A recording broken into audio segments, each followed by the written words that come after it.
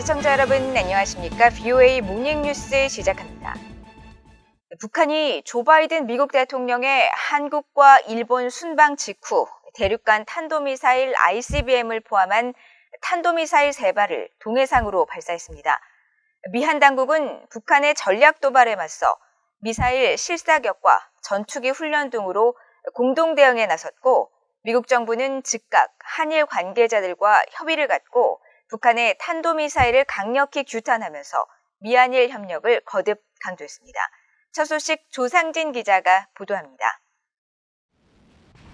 북한이 25일 오전 6시와 6시 37분 그리고 6시 42분쯤 평양 순안 일대에서 동해상으로 발사한 탄도미사일 3발을 포착했다고 한국합동참모본부가 밝혔습니다.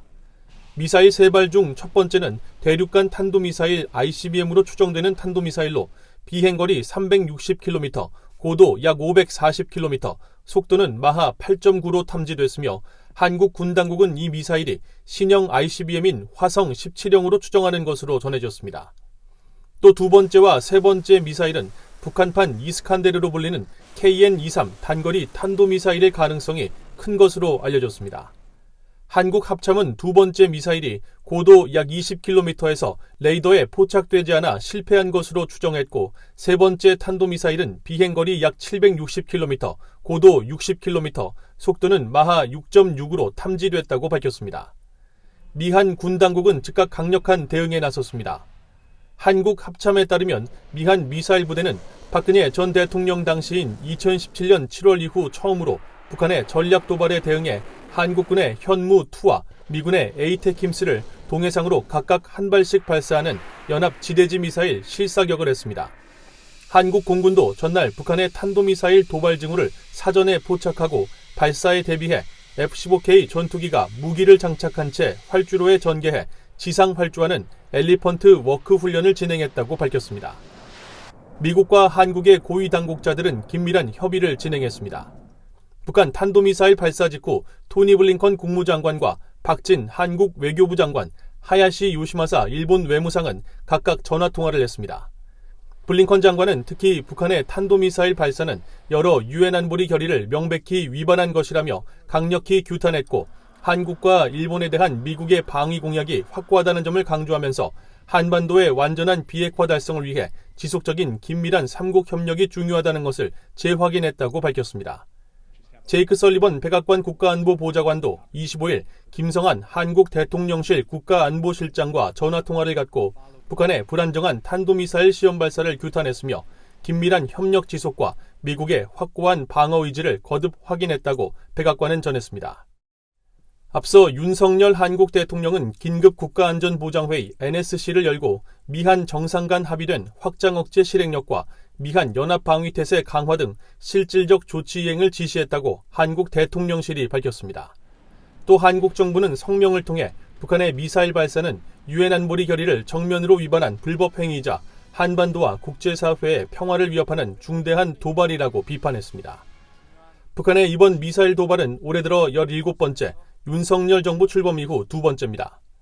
특히 북한의 이번 도발은 한일 순방을 마치고 귀국길에 오른 조 바이든 대통령이 미국에 도착하기 직전에 이뤄졌으며, 미국 본토를 겨냥한 ICBM과 한국과 주일 미군 기지를 사정권에 두는 단거리 탄도미사일 등을 섞어 쏘기 한 것은 이번이 처음입니다.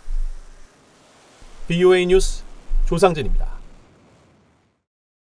미국과 한국의 국방장관이 전화회담을 갖고 북한의 25일 탄도미사일 발사를 강력히 규탄하며 대응 방안을 논의했습니다. 로이드 오스틴 미국 국방장관은 북한의 탄도미사일 발사 직후 한국의 이종섭 국방장관과 암호화된 보안 전화통화를 갖고 북한의 최근 탄도미사일에 대한 평가와 대응 방안을 논의했으며, 오스틴 장관은 한국 방어에 대한 미국의 철통 같은 공약과 북한의 어떠한 침략에도 대응할 수 있는 미한 동맹의 능력을 재확인했다고 미국 국방부가 밝혔습니다. 이어 두 장관은 북한의 미사일 발사를 강력히 규탄하면서 북한의 도발 행위가 한반도와 영내 그리고 세계 공동체의 평화와 안정에 미치는 심각한 위협에 보다 폭넓게 대처하기 위해 긴밀히 협력해 나가기로 했다고 전했습니다.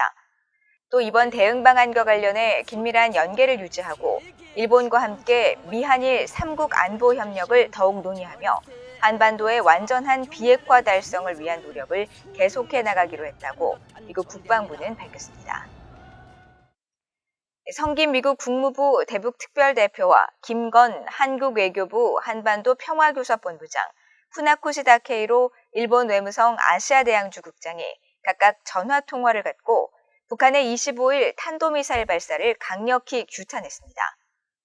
성김 대표는 이날 북한의 탄도미사일 발사 이후 김 본부장과 전화 협의를 했으며 양측은 그동안 국제사회의 엄중한 자제 경고에도 불구하고 북한이 대륙간 탄도미사일 ICBM과 단거리 탄도미사일을 연이어 발사한 것을 강력히 규탄하고 국제사회의 단합된 대응을 위해 한미 간 각급에서 긴밀한 소통과 공조를 더욱 강화해 나가기로 했다고 한국 외교부가 밝혔습니다. 또 일본 외무성은 성김 대표와 일본 후나코시 국장이 전화통화를 갖고 대응 방안을 논의했으며 양측은 북한의 핵과 미사일 활동 강화가 국제사회에 대한 명백하고 심각한 도전이라는 인식을 공유했으며 북한의 완전한 비핵화를 위한 미한일 3국의 긴밀한 연계를 거듭 확인했다고 전했습니다. 일본 군 당국은 극초음속 무기 위협에 대응하기 위해 무인기를 일본해, 즉 한국 동해에 상시로 띄우는 방안을 검토할 것이라고 밝혔습니다. 또 북한은 전술적 핵무력 충돌에 대비하고 모든 단계에서 상황을 주도적으로 관리할 수 있는 수단을 확보하려는 전략이 있는 것으로 보인다고 지적했습니다. 박동정 기자입니다. 일본 방위성은 2022 회계연도에 극초음속 활공 비행체를 탐지 추적하기 위해 동해 상공에 무인기를 활용하는 타당성을 검토할 것이라고 밝혔습니다. 일본 방위성 관계자는 24일 관련 사안에 대한 VOA의 질문에 일본 주변 국가들이 신속하고 능동적으로 극초음속 무기를 개발해 운용하고 있다며 이런 진전으로 극초음속 활공 비행체를 요격하기가 더 어려워졌다고 답했습니다. 이 관계자는 그러면서 여러 극초음속 무기를 탐지하고 추적하기 위한 무인기 사용과 운영에 대한 개념, 또 무인기와 위성사진을 함께 활용하는 방안이 조서에 포함될 것이라고 밝혔습니다. 앞서 북한은 지난 1월 5일과 11일 연이어 동해상으로 쏜 발사체에 대해 극초음속 미사일 시험 발사에 연속 성공했다고 주장했고 미 국방부는 북한의 극초음속 미사일 시험 주장을 반박하며 탄도미사일로 보고 있다고 밝힌 바 있습니다. 극초음속 미사일은 마하 5 이상의 속력으로 저고도에서 비행하는 미사일로 현존하는 미사일 방어망으로 막을 수 없는 무기체계입니다. 특히 핵탄도를 탑재할 때 잠수함 발사 탄도미사일 SLBM과 함께 게임 체인저가 될 수 있다는 평가를 받고 있습니다. 일본 방위성 관계자는 이어 북한의 궁극적인 목표는 기존 체제를 유지하는 것으로 알려져 있다면서 북한은 미국의 핵 위협은 물론 미국과 한국의 현대 재래식 전력에 맞서기 위해 핵 억지력 보유가 필수적이라고 판단한 것으로 믿고 있다고 설명했습니다. 또 북한은 지난 2019년 5월부터 새로운 형태의 단거리 탄도미사일과 저고도에서 변칙 궤도로 비행할 수 있는 미사일을 반복적으로 발사하고 있으며 이 같은 일련의 발사를 통해 북한은 관련 기술과 운영 능력을 빠르게 향상할 계획인 것으로 알려졌다고 밝혔습니다. 이어 북한의 핵 관련 기술 개발 의도는 분명하며 이런 북한의 군사 활동은 일본과 영내 국제사회의 평화와 안전을 위협한다고 지적하고 미국 그리고 기타 국가들과 긴밀히 협력해 필요한 정보를 수집 분석하고 감시 활동을 수행하기 위해 모든 노력을 기울일 것이라고 밝혔습니다. BOE 뉴스 박동정입니다. 조 바이든 미국 대통령이 첫 한국 방문에서 경제 안보를 강조한 것은 중국을 견제하는 동시에 국내 경제에 활력을 불어넣기 위해서라고 미국의 전문가들이 분석했습니다. 전문가들은 또 미한 동맹이 안보 동맹에서 경제 동맹으로 확장되면서 앞으로 미한 관계가 더욱 공고해질 것이라고 전망했습니다. 김영교 기자가 보도합니다.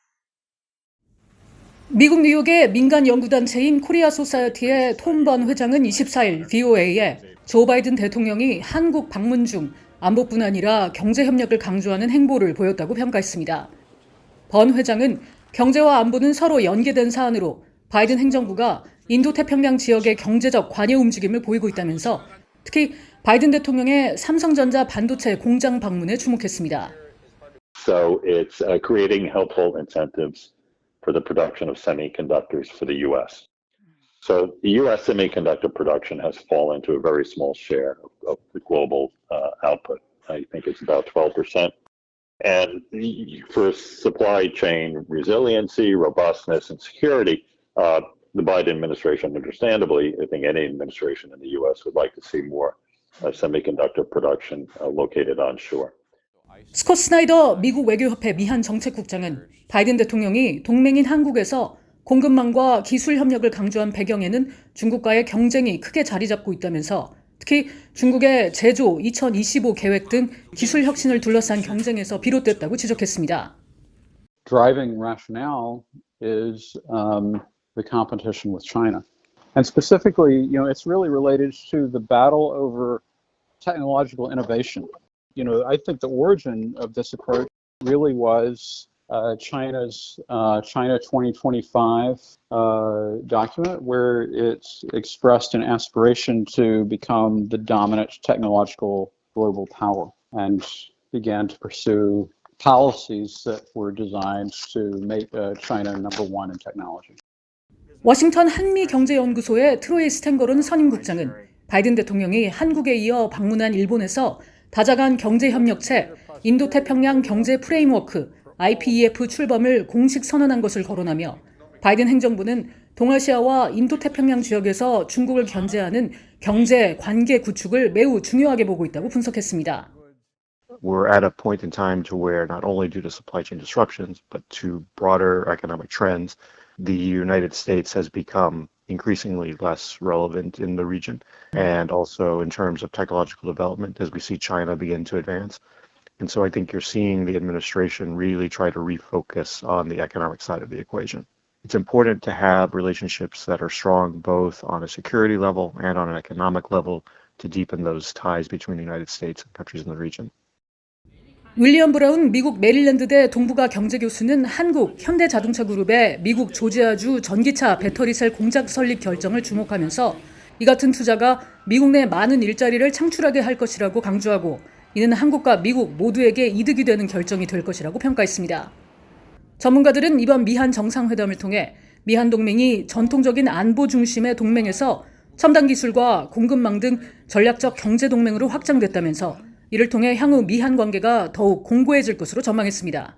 VOA 뉴스 김현교입니다. 한국 윤석열 정부는 북한 도발에 강력 대응하면서도 북한 주민들의 삶을 개선하기 위한 인도적 협력은 구분해 추진할 것이며 북한은 도발이 아닌 관여에 나서야 한다고 권영세 한국 통일부 장관이 밝혔습니다. 권 장관은 25일 한국 국회에서 열린 북한 인도적 지원 관련 세미나에서 북한의 이날 탄도미사일 발사를 언급하며 북한이 호응이 아닌 도발을 지속해 안타깝다고 지적하고 북한은 도발 등으로 고립과 제재의 굴레로 들어가지 말고 대화와 외교의 장으로 나와야 한다고 강조하고 윤석열 정부는 원칙을 일관되게 견지하면서도 실용적으로 인도적 협력을 포함한 발전적 남북관계를 구현하겠다고 밝혔습니다. 이날 세미나를 주최한 영국 주재 북한공사 출신 태영호 국민의힘 의원은 북한이 당장 한국이나 국제기구의 백신 지원을 수용할 가능성은 낮고 향후 무기실험 행보를 위해서라도 의도적으로 긴장을 유지하는 전술을 지속할 가능성이 크다며 윤석열 정부는 북한 주민에 대한 실질적 인도 지원을 목표로 도발에 대한 강력 대응과 인도적 지원을 분리하는 투트랙 기조를 유지해야 한다고 말했습니다. 북대서양조약기구 나토가 북한 비핵화 문제를 비롯한 다양한 분야에서 한국 정부와 협력을 확대해 나갈 방침이라고 밝혔습니다. 나토는 최근 발표한 한국과의 관계 보고서를 통해 나토는 한반도에 완전하고 검증 가능하며 되돌릴 수 없는 비핵화 목표를 여전히 전적으로 지지하고 있다면서 이같이 밝혔습니다. 특히 나토는 한국과 대량 살상 무기 비확산 분야와 운반 수단에 대해 지속적으로 협력하고 있으며 나토 동맹국들은 영내와 국제사회의 평화와 안보에 심각한 위협을 제기하는 북한의 도발적인 언행과 행동을 강력히 규탄한다는 뜻을 반복적으로 표명해왔다고 강조했습니다. 이어 나토와 한국은 북한 문제 외에도 사이버 방어와 비확산, 대테러 등 공동의 안보 문제를 해결하기 위한 관계 강화에 전념하고 있으며 안보와 관련된 민간 과학 분야와 상호 운용성 확대, 화학, 생물학, 방사선과 핵 방어 분야에서도 협력을 지속하고 있다고 설명했습니다. 이상으로 VOA 모닝 뉴스를 모두 마칩니다. 시청해주신 여러분 고맙습니다.